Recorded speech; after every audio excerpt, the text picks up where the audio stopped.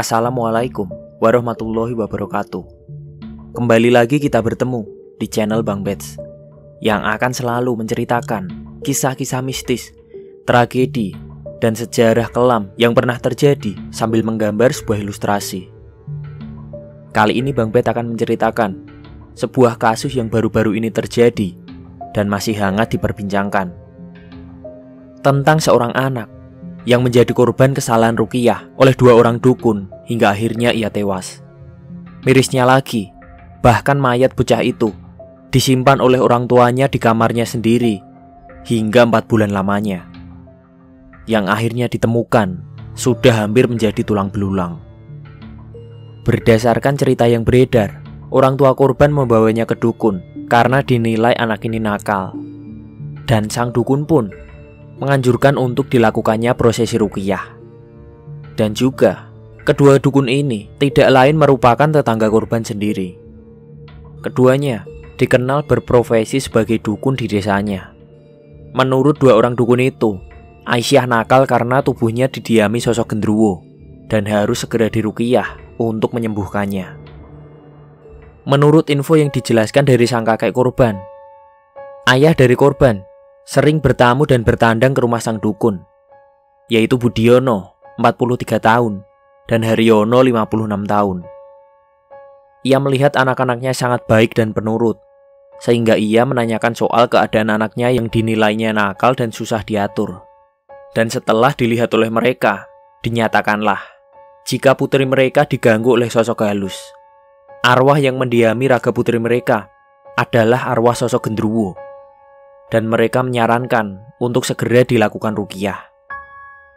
Waktu Ibu Aisyah hamil, sang ibu juga pernah diganggu dan ditiduri oleh sosok genderuwo. Dan atas dasar ini pula, sang ibu bisa dengan mudah mempercayai ucapan para dukun itu, yang kemudian dipercaya kini sosok itu mendiami tubuh putrinya, sehingga menyebabkan anak itu menjadi nakal dan susah diatur. Dalam bahasa Jawa, sering disebut dengan pecicilan. Kala itu, di sekitar bulan Januari 2021, Haryono dan Budiono mendatangi rumah Aisyah atas permintaan kedua orang tuanya. Dan untuk lebih meyakinkan kedua orang tuanya, Haryono memberi Aisyah sebuah biji pohon mahoni untuk dimakan.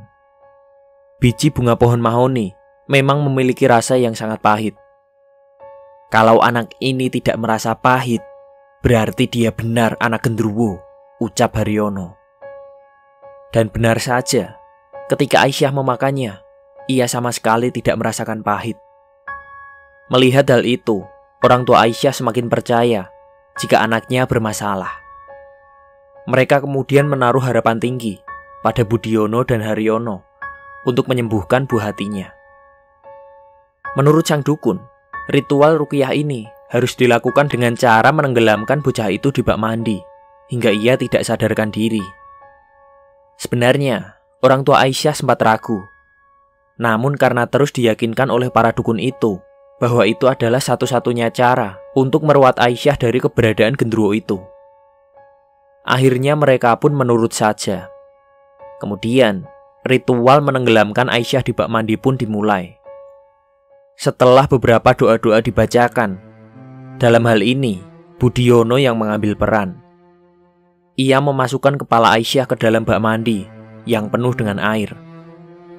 Menurut pengakuan, Aisyah dimasukkan ke bak mandi hingga 4 kali.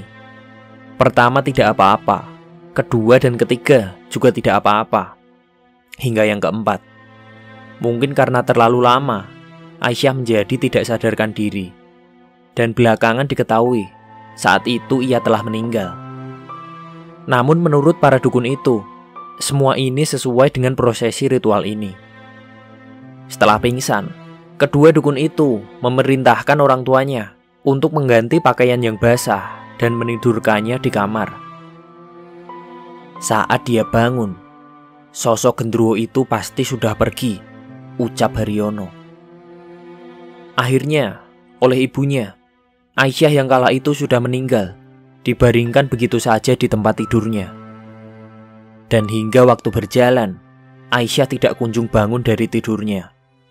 Orang tuanya sempat panik, namun kedua dukun ini selalu saja bisa untuk meyakinkan keduanya. Hingga beberapa minggu berjalan, banyak tetangga yang menanyakan soal keberadaan Aisyah. Namun oleh orang tuanya, mereka selalu berkata bahwa Aisyah sedang tinggal bersama dengan kakeknya. Namun kepada kakeknya, orang tua Aisyah juga pernah berkata, Aisyah ini sedang ditempeli sosok genderuwo, sehingga membuatnya harus diobati dengan melakukan sebuah ritual. Bahkan ketika sang kakek hendak berkunjung, mereka selalu melarang dengan alasan ritual ini sedang dalam proses dan tidak boleh diganggu. Kejadian ini berlangsung hingga 4 bulan lamanya. Hingga akhirnya, pada tanggal 13 Mei, saat Hari Raya Idul Fitri, semua itu terbongkar.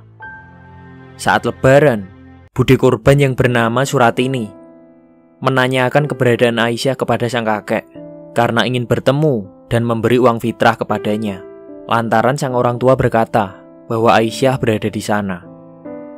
Namun kakeknya juga kaget. Ia menjawab, Aisyah sudah sakit dari 4 bulan yang lalu dan tidak pernah ke sini, kata kakeknya. Merasa ada yang janggal, kakek dan budenya mendatangi rumah orang tua Aisyah.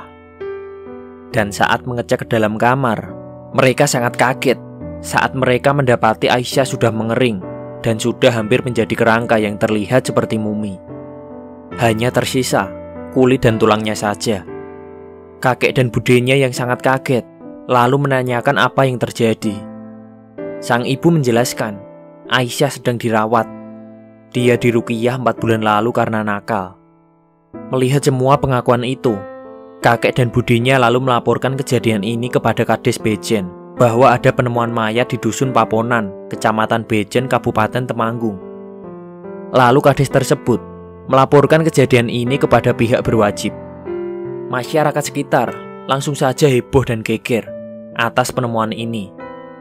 Bahkan kepala desa Bejen sendiri, yaitu Sugeng, ia mengaku sangat terpukul dengan meninggalnya Aisyah. Ia mengatakan pihak desa sebelumnya tidak merasakan adanya keganjilan.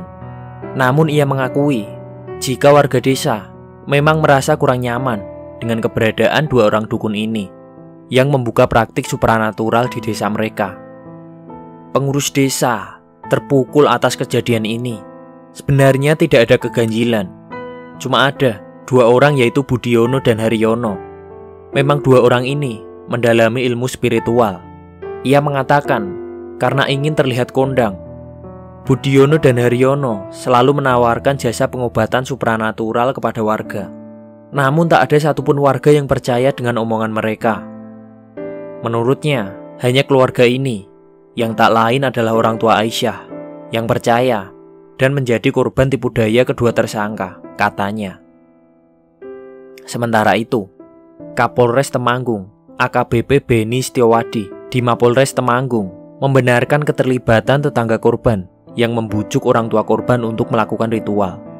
Dugaan awal sementara, orang tua korban mau melakukan tindakan itu atas pengaruh bujuk rayu Haryono yang dikenal sebagai orang pintar atau dukun. Dikarenakan saat itu kondisi Aisyah yang dikatakan nakal, lalu Haryono mengatakan, "Wah, anak ini dihinggapi makhluk halus," jelas Beni. Kini pihak kepolisian telah menangkap 4 orang, yaitu kedua orang tua Aisyah dan 2 orang dukun ini, untuk dimintai keterangan. Menurut Suprapto, seorang sosiologi dari UGM, ia juga berpendapat masih banyak masyarakat yang berpikir irasional dan belum mengembangkan ke arah pemikiran yang rasional. Misalkan, dari contoh anak yang dikatakan nakal ini, kemudian muncul gagasan bahwa anak ini diganggu sosok makhluk halus dan sebagainya, masih sangat mudah untuk dipercayai. Padahal, ada sangat banyak kemungkinan yang bisa terjadi. Misalnya, ada bagian-bagian tubuhnya yang tidak sehat. Kebanyakan masyarakat menganggap kalau sehat dan sakit itu hanya yang bisa terlihat dari fisiknya. Padahal, sangat memungkinkan bahwa anak ini juga bisa memiliki gangguan pada kejiwaannya ataupun gangguan pada jaringan syarafnya. Kebanyakan masyarakat ini pula, ketika tidak bisa ditemukan secara jelas penyebab dari penyakit atau suatu keanehan, lalu mereka akan menganggap itu sebagai gangguan makhluk halus, sehingga bukannya memeriksakannya ke dokter atau psikolog, kebanyakan orang akan menanyakan kepada orang pintar atau dukun, ucapnya saat diwawancarai oleh tim iNews pada sore 18 Mei 2021. Sekian cerita yang bisa Bang Bet ceritakan.